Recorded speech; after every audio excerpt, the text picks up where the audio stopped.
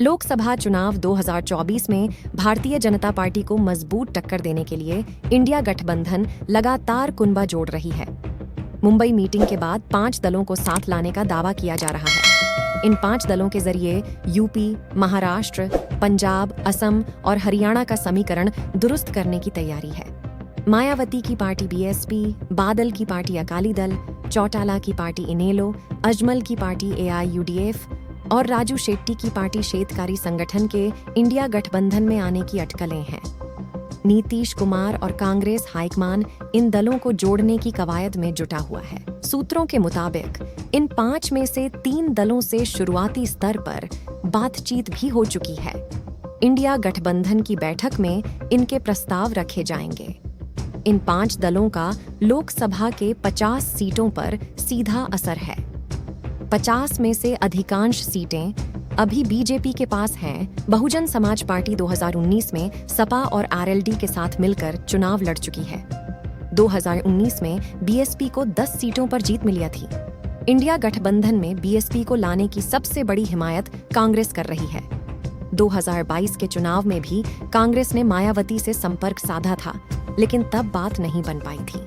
मायावती 2024 में किसी के साथ गठबंधन नहीं करने की बात कह चुकी है, लेकिन कांग्रेस सूत्रों का दावा है कि मायावती से बातचीत चल रही है। हालांकि बातचीत शुरुआती स्टेज में ही है। मायावती केंद्र की मनमोहन सरकार को बाहर से समर्थन दे चुकी है। मायावती की पार्टी बीएसपी अभी यूपी, मध्य प्रदेश, राजस्थान, तेलंगाना और पंजाब में प्रभावी है। कांग्रेस मायावती को साधकर इन राज्यों में भी अपनी जीत की राह आसान करना चाहती है। 2009 में बीएसपी सबसे अधिक लोकसभा की 21 सीटें जीती थीं। 2019 के लोकसभा चुनाव में पूरे देश में बहुजन समाज पार्टी को 3.64% मिले थे, जबकि 2014 में यह आंकड़ा 4.14% का था। सिर्फ उत्तर प्रदेश में बीएसपी को 2019 में 19.42% वोट प्राप्त हुआ था।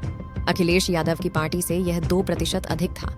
मायावती की पार्टी के भीतर भी कई नेता गठबंधन की पैरवी कर चुके हैं। इन नेताओं का कहना है कि बीएसपी के लिए गठबंधन फायदेमंद रह चुका है। बीएसपी के नेता इसके पीछे 2019 और 2009 का डेटा दे रहे हैं। हालांकि इंडिया गठबंधन में आना मायावती के लिए आसान भी नहीं है। इस बार यूपी में सीट बंटवारा बड़ी समस्या रहने वाली है। पिछली बार सपा ने आसानी से मायावती की पार्टी को 38 सीटें दे दी थीं, लेकिन इस बार शायद ही अखिलेश इस पर राजी हो। 2019 चुनाव के बाद मायावती ने जिस तरह से स्टैंड लिया, उससे अखिलेश काफी नाराज हैं। सुखबीर बादल की पार्टी पंजाब की राजनीति में सक्रिय है। पहले यह एनडीए गठबंधन का हिस्सा था, लेकिन 2020 में बादल ने बीजेपी से नाता तोड़ लिया। अकाली दल के नीतीश कुमार से संपर्क में होने की बात कही जा रही है। पंजाब की सत्ता में दबदबा रखने वाली अकाली दल की स्थिति अभी काफी कमजोर हो गई है। 2019 के चुनाव में पार्टी को 2 सीटों पर जीत मिली थी, लेकिन विधानसभा चुनाव में पार्टी बुरी तरह हार गई। सिर्फ 3 सीटों पर अकाली उम्मीदवार जीत हासिल कर पाए। अकाली दल के गठबंधन में आने के पीछे आम आदमी पार्टी को झटका देने की रणनीति के रूप में देखा जा रहा है। अकाली दल को 2019 के लोकसभा चुनाव में 27% और 2022 के विधानसभा चुनाव में 18% वोट मिले थे। कांग्रेस के साथ अगर इस वोट को मिला जाए तो आपको मिले वोट प्रतिशत से काफी ज्यादा है। अकाली दल और कांग्रेस दोनों पंजाब में आप और दिल्ली में बीजेपी का विरोध कर रही है। ओम प्रकाश चौटाला की party Indian National Lokdal Haryana की राजनीति में सक्रिय है। विपक्षी मोर्चे का पहला बिगुल इनेलो के मंच से ही फूंका गया था, लेकिन कांग्रेस की वजह से ओम प्रकाश चौटाला इंडिया गठबंधन में शामिल नहीं हो पा रहे थे। हरियाणा सियासत की हालिया उठापटक ने कांग्रेस को अपनी रणनीति बदलने के लिए मजबूर कर दिया है। इनेलो की स्थापना चौधरी ओम प्रकाश चौटाला ने 1996 में किया था। हरियाणा के जाट वोटरों पर इस पार्टी की मजबूत पकड़ रही है। 2014 के लोकसभा चुनाव में इनेलो को 2 सीटों पर जीत मिली थी। 2019 तक हरियाणा विधानसभा में इनेलो दूसरे नंबर की पार्टी थी, लेकिन परिवार और पार्टी में टूट की वजह से अभी काफी कमजोर स्थिति में है। और वर्तमान स्थिति को देखा जाए तो चौटाला परिवार और बादल परिवार राजनीतिक रूप से हाशिया पर हैं। इसी साल अकाली दल के सुप्रीमो सरदार प्रकाश सिंह बादल का स्वर्गवास हो गया था और इसके बाद जालंधर में हुए उपचुनाव में भी सहानुभूति नहीं मिली और अकाली दल तीसरे स्थान पर खिसक गई थी।